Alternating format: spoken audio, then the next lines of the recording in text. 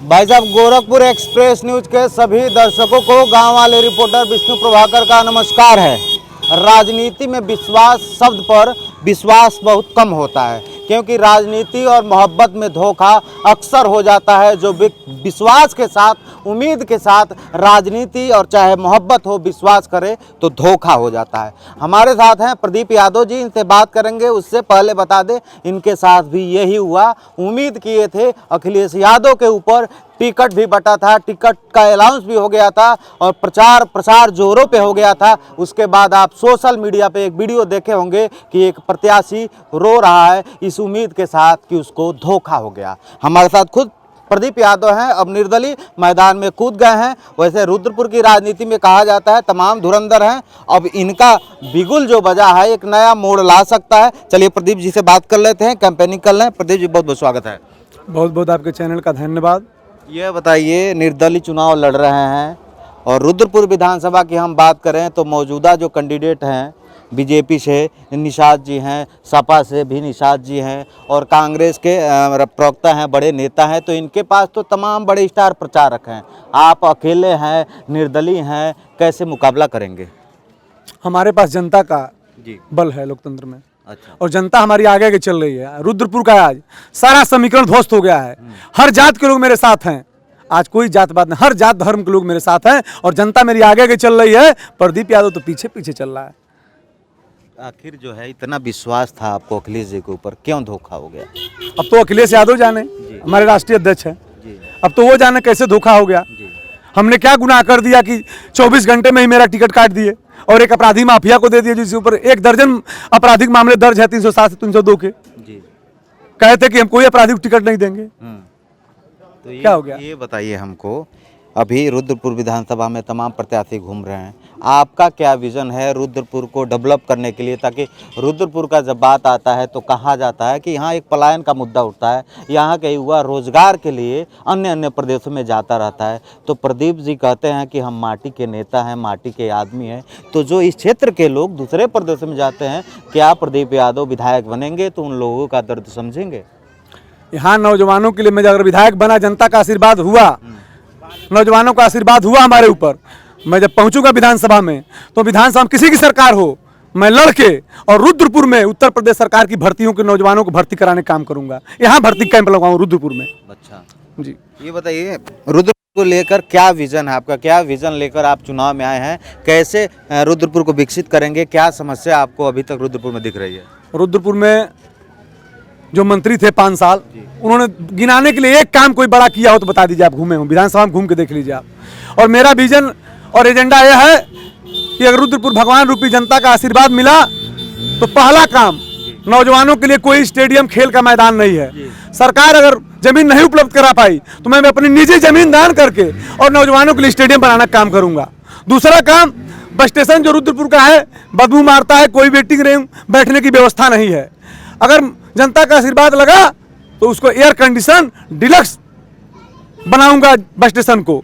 और तीसरा काम, जो रुद्रपुर में प्राय जाम लग जाता है खजुआ चौराहे बस स्टेशन, जमुनी चौराहे पे शानदार 4 लेन का रिंग रोड का निर्माण कराया जाएगा। और बाढ़ की समस्या, या रुद्रपुर बाढ़ की समस्या से ग्रसित रहता है, सूखा से ग्रसित रहता है। बंधों का रिपेयरिंग करा के, चौड़ीकरण करा के, पिचिंग करा के और बाढ़ से निजात दिलाने का काम करूंगा। और महिलाओं के लिए, खासकर महिला जो हैं बेरोजगार हैं यहाँ, उनको लिए लघु उद्योग, छोटे छोटे लघु उद्योगों का स्थापना कराने का काम करेगा प्रदीप यादव। अच्छा, शिक्षा स्तर पे बात होती है तो कहा जाता है रुद्रपुर विधानसभा में कुछ टेक्निकल शिक्षा नहीं है। यहाँ पर कुछ भी टेक्निकल शिक्षा नहीं है। MA BA तो है, लेकिन जो युवा यहाँ का कुछ टेक्निकल करना चाहता है तो उसके लिए कोई विद्यालय ऐसा नहीं है। प्रदीप यादव, भगवान रूपी का जनता का आशीर्वाद लग रहा है। जनता हमको केवल रिजल्ट का इंतजार है। जनता एकदम हमको बना चुकी है। लखनऊ विधानसभा में बस बैठने की देर है। अगर मैं पहुंच गया तो सारी व्यवस्था किया जाएगा। आपके जो विरोधी हैं वो कह रहे हैं कि रोने से जो है वोट नहीं मिलेगा, ताकि आपका वीडियो सोशल मीडिया पे बड़ा वायरल हो रहा है। उनका आरोप है सिर्फ रोने से वोट नहीं मिलेगा। तो इस आरोप को कैसे आप खारिज करेंगे, क्या कहेंगे? नहीं, आरोप विरोधी काम है आरोप लगाना। भाई हमारा टिकट 12 हमको नहीं मिला 17 में नहीं मिला, 17 में मिला, 10 महीने बाद 2 लाख हमको काट दिया गया। मैंने 90 लाख में अपनी निजी जमीन 12 कट्ठे बेच दी। अच्छा। मेरा लड़का 2014 के चुनाव में सांसदी के मैं घूम रहा था और वो नदी में हमारे गांव के बगल में बथुआ नाले में डूब के मर गया। मेरा दर्द रो रहा है, दिल रो रहा है। 2022 में 24 घंटा में टिकट मेरा काट दिया गया। अब बताइए मेरे पास क्या बचा है? अब मैं जनता की अदालत में निर्दलीय रूप में हूं और जनता का भरपूर आशीर्वाद मिल रहा है हमको। तो विरोधी किसको मानते हैं ये भी बताइए। तमाम बड़े बड़े कैंडिडेट हैं बड़े बड़े पार्टियों के। नहीं, अब विरोधी समझे कि हमारी किससे लड़ाई है, हमारी किसी से लड़ाई नहीं है। हमारी जनता हमको इतना सपोर्ट, अपार समर्थन मिल रहा है, आप खुद घूम के देख लीजिए। हर जात वर्ग का समर्थन मिल रहा है। मेरा कोई विरोधी नहीं है, सब लोग सम्मानित हैं जो लड़ रहे हैं और जनता हमको जिताने जा रही है निर्दलीय के रूप में। रिकॉर्ड मतों से रुद्रपुर बताने जा रहा है कि रुद्रपुर का बेटा विधायक बनेगा कि बाहरी राम भुआल निषाद आतंकवादी माफिया नहीं बनेगा। रुद्रपुर का बेटा विधायक बनने जा रहा है। अच्छा ये बताइए, रुद्रपुर के लिए कहा जाता है ये दो का गढ़ है, तो 2 निषाद हैं, एक समाजवादी पार्टी के कैंडिडेट हैं और एक भाजपा के हैं। निषाद किसके साथ? प्रदीप यादव के साथ, राम भुआल निषाद के साथ या जयप्रकाश निषाद के साथ?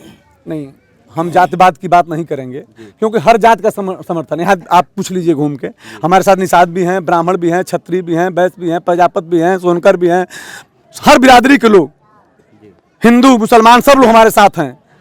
तो कोई बिरादरी की बात नहीं है, सबका समर्थन हमको मिल रहा है और मैं जीतने जा रहा हूँ। जनता हमको जिता रही है। रिकॉर्ड मत से कायम करेगी रुद्रपुर की जनता। इतना कॉन्फिडेंस कैसे? जनता जब जनता साथ रहती है लोकतंत्र में तो कॉन्फिडेंस आता है। हाँ। अच्छा एक और बात बताइए, चुनाव आता है तो नेताजी लोग कैंपेनिंग करते हैं, लोगों से मिलते हैं, हाथ पैर जोड़ते हैं, आप भी मिल रहे हैं, लेकिन चुनाव जब बीत जाता है तो नेताजी लोग जो है फार्चूनर पे बैठ के ब्लैक शीशा ऊपर चढ़ाकर निकल जाते हैं। क्या प्रदीप यादव को रुद्रपुर की जनता याद रहेगी विधायक बनने के बाद? रुद्रपुर की जनता, मैं शपथ खाता हूं कि अगर मैं विधायक बना तो जो विधायक निधि है वो रुद्रपुर की जनता की निधि है और हर गांव में नए पंचायत स्तर पे, गांव ग्राम सभा स्तर पे बैठक करके और निधि का बंटवारा करूंगा।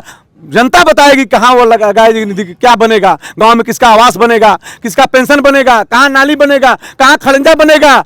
जो भी काम होगा मैं जनता को सौंप दूंगा।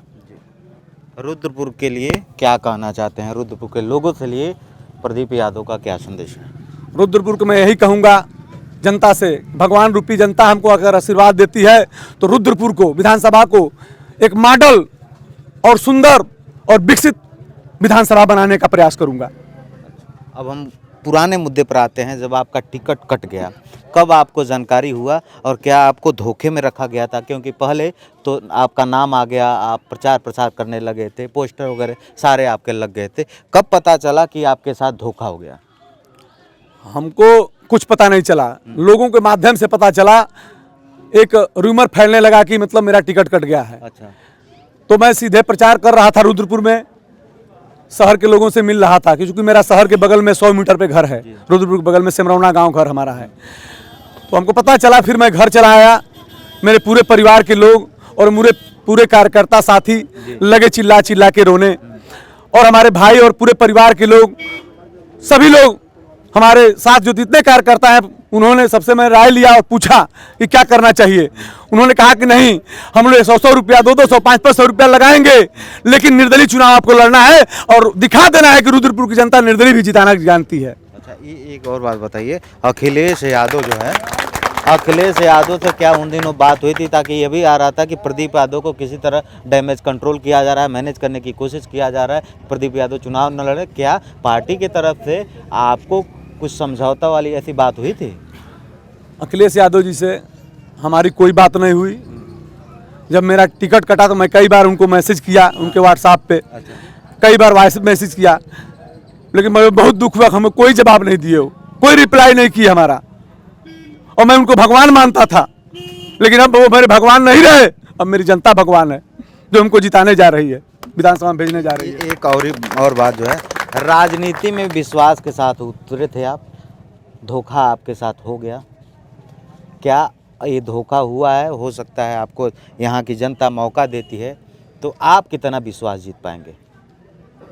मैं किसका विश्वास, इतनी बात हो रही है। जनता के विश्वास का। जनता के विश्वास तो है ही है। मैं कोशिश करूंगा, जनता के बीच में जाऊंगा और मैं एक इकलौता विधायक बनूंगा कि अपने घर दरबार नहीं लगाऊंगा। मैं महाराजगंज चौराहे पर दरबार लगाऊंगा, झुरवा चौराहे पर दरबार लगाऊंगा, जनता का सुदामा चौराहे पर लगाऊंगा। हर ग्राम पंचायत स्तर पर दरबार लगा के पूछ के, और जो जनता की निधि है, जो विधायक समझता हमारी निधि है, वो जनता की निधि है, उनके ऊपर मैं खर्च करूंगा।